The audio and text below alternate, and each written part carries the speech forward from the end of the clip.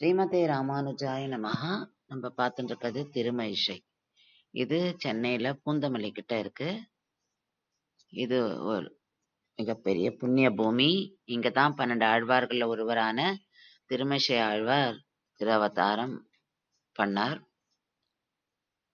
இந்த பூமியே ஒரு வைப்ரேட்டிங் பூமி. ஏன்னா ஒரு காலத்துல ரிஷிகள்லாம் இங்க தவம் இருப்பாளாம். ஏன்னா தவத்துக்கு அவ்வளவு பேர் போன இடமா இது.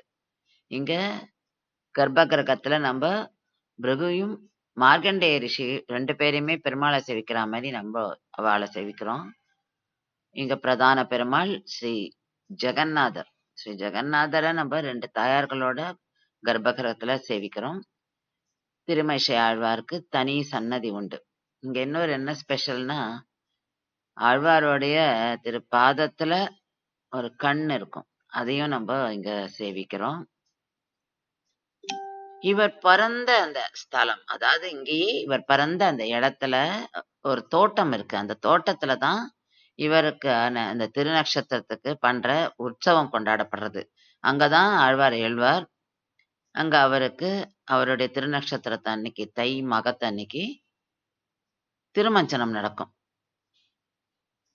இந்த இடம்தான் அவர் திரு அவதாரம் பண்ண இடம்.